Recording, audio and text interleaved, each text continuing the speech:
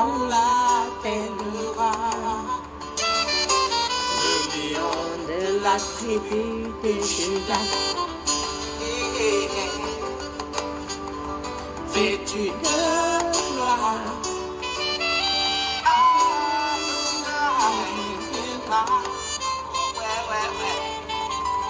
et on l'appellera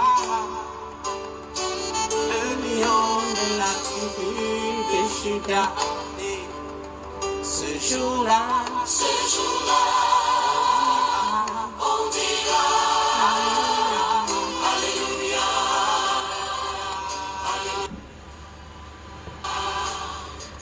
Père éternel, nous te disons Alléluia, nous t'exaltons, nous te bénissons parce que tu es notre Créateur. Merci pour ces moments d'édification que tu nous accordes. Viens donc nous embrasser par ta puissance.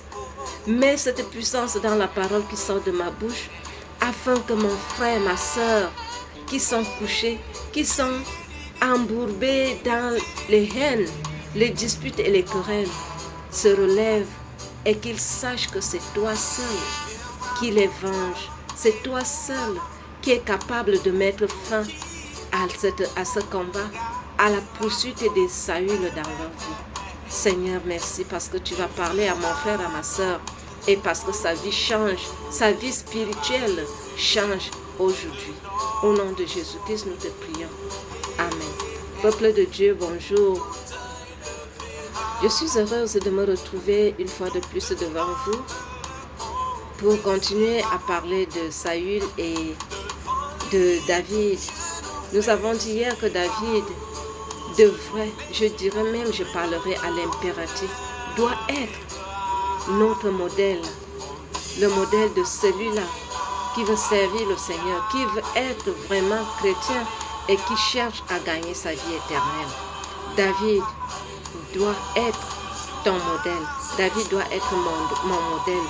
Je dois suivre les pas de David pour gagner ma vie éternelle, pour vivre même déjà ici, sur la terre, dans la paix, dans la joie. Il sera difficile pour nous de le faire si nous gardons en idée que nous-mêmes, nous allons combattre nos Saül, que nous allons nous montrer forts devant ces Saül. Non, cela ne t'est pas permis, toi qui veux être un enfant de Dieu. Saül sera toujours là, mais à toi, tu vas suivre comment David va se comporter dans le passage que nous lisons maintenant. Nous lisons 1 Samuel chapitre 26, verset 11 seulement. Je lis au nom du Père, du Fils et du Saint-Esprit, il est écrit. Loin de moi par l'Éternel de porter la main sur loin de l'Éternel. Prends seulement la lance qui est à son chevet avec la cruche d'eau et allons-nous-en. Prends seulement la lance qui est à son chevet. Allons-nous-en. Oui, nous allons prendre la lance. La lance ici, c'est la preuve que nous aurons à prouver à nos Saül, à tes Saül, que si jusqu'à présent tu es vivant, c'est pas parce que tu es trop fort. Dieu t'a même déjà livré entre mes mains, mais c'est parce que je crains Dieu. C'est parce que je voudrais marcher selon les principes de Jésus-Christ que tu es encore en vie. Il faut toujours des preuves. C'est pour cela que le Seigneur Jésus-Christ nous exhorte à pardonner. Je veux lire là où le Seigneur Jésus-Christ, nous avons dit dans l'un de nos édifications que Pierre était toujours le disciple qui posait les questions à Jésus-Christ. Ici encore, Pierre pose la question à Jésus-Christ dans Matthieu chapitre 18, versets 21 à 22.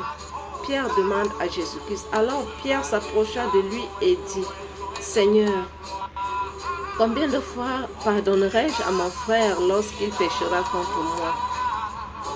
Sera-ce jusqu'à 7 fois? Jésus lui dit, je ne dis pas jusqu'à 7 fois, mais jusqu'à 70 fois, 7 fois. C'est-à-dire, nous devons pardonner, pardonner et pardonner. Ne nous fatiguons pas de pardonner. Ne nous fatiguons pas de nous abstenir de faire du mal à nos Saül. Oui, toi qui m'écoutes, tu dois comprendre, je dois comprendre que le royaume de Dieu, le royaume des cieux n'est pas un royaume de guerre. La guerre, c'est l'enfer. C'est à l'enfer que les gens s'entre-déchirent. C'est à l'enfer que les gens se font du mal mutuellement. Mais si tu es un enfant de Dieu, si tu veux vivre dans le royaume de Dieu, à partir d'ici-bas, abstiens-toi de faire du mal à ton Saül. Oui, tu vas me demander. Et lorsqu'il continue, comme Saül ici, il continue à chercher à tuer David, malgré la défaite de la dernière fois, où David a préservé sa vie en s'abstenant de le tuer dans une grotte. Il ne s'est pas arrêté. Il a toujours continué à chercher à tuer David. Mais ici, Dieu te dit, jusqu'à présent, tu dois pardonner.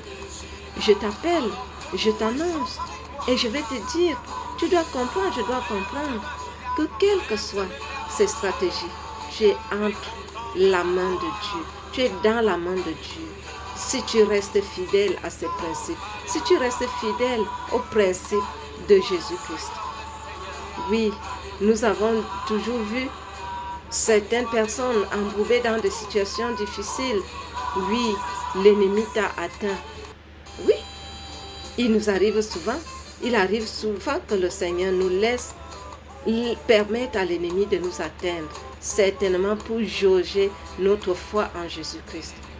Oui, ça va t'arriver un jour que tu te retrouves, tu as les mains pures, tu sais que tu n'as rien fait à quelqu'un, mais tu es haï, tu es pourchassé comme David l'est.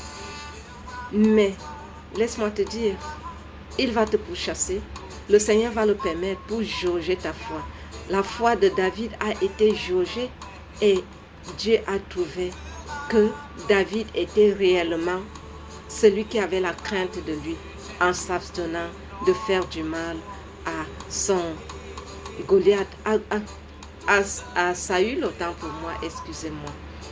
C'est de la même manière que toi et moi. Nous avons cherché, nous avons trouvé Jésus-Christ qui est notre tout. Et de lui nous vient tout. De surcroît, c'est Jésus-Christ par qui nous devons passer pour avoir la vie éternelle. Il ne t'est pas permis d'aller à l'encontre de la volonté de Jésus-Christ qui te demande de pardonner. Pardonner toujours, parce que quand il dit 70 fois, ça veut dire on ne doit pas compter le nombre de fois qu'on pardonne. Pardonner ici ne veut pas dire balayer du revers de la main. Non, pardonner ici, c'est d'éviter de se venger. C'est ce que je voudrais dire. D'éviter de se venger de ton Saül. Ne te venge pas de ton Saül.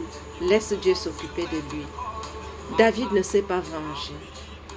David a juste pris la lance pour prouver à Saül que si tu es en vie, c'est parce que moi, j'ai la crainte de Dieu.